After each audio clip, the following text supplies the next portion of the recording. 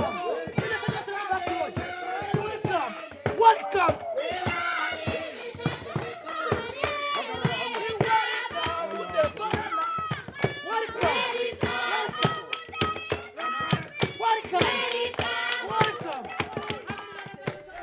I'm Greg Cummings. I'm Executive Director of the Gorilla Organization. Well, I've been doing gorilla conservation for 16 years. Almost to the day when I started, we've had some kind of political or military conflict around these habitats we're trying to protect. When I first started here, we found that people were quite ambivalent about these parks, and they believed that all national parks in Africa are owned by European royalty.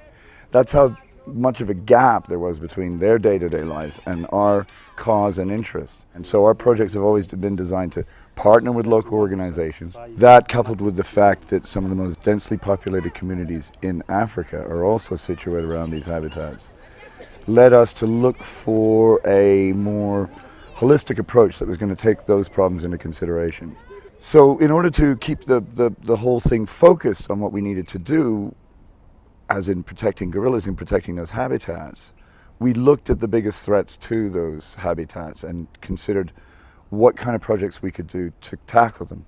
So for instance, we found that collecting water was a major threat to the gorillas. Children were in the forest early in the morning and learned that there was this disadvantage that the children were not getting to school. Their grades were lower. They weren't getting the same kind of results as if they were in school the whole time. The money to build the system is fundraised by the Gorilla Organization. We give the money to our local partner called Arasi. Then Arasi employs local people to build the system. Right now we have been able to build 33 systems, and we are planning to build more for this year. We have set up an environment education project. With this project we have been able to set up 356 environment clubs within all schools around the volcanoes area. Among sustainable activities we have started, including these school gardens.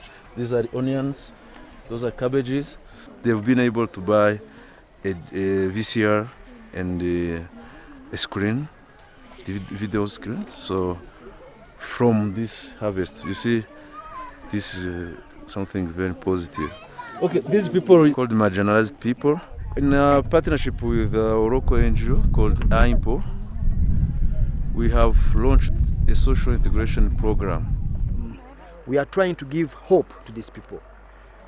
See, it's like other indigenous communities globally where people are not recognized.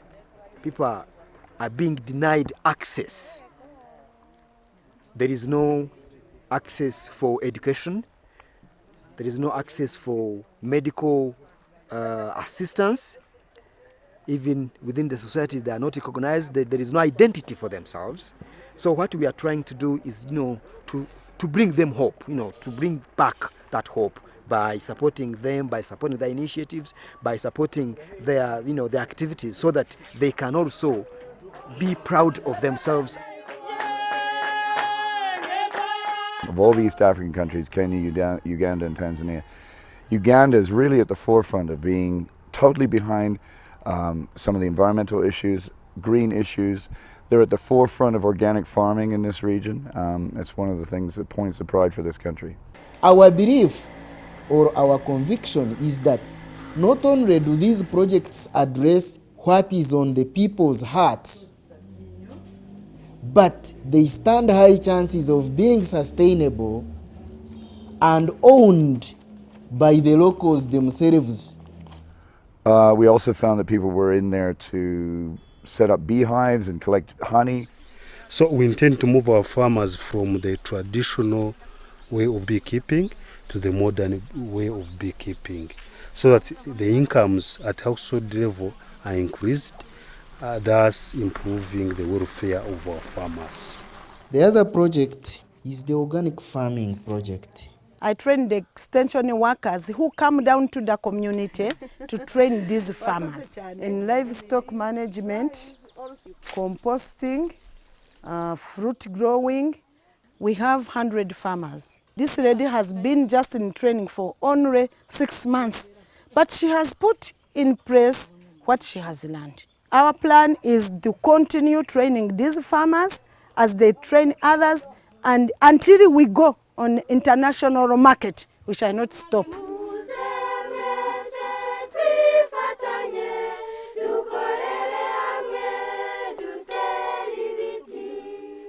Environmental education is implemented by the wildlife clubs of Uganda. Wildlife clubs are good for the schools just because they should learn more about the animals. They learn how to conserve the environment, and it is good for them as children and for the community as a whole.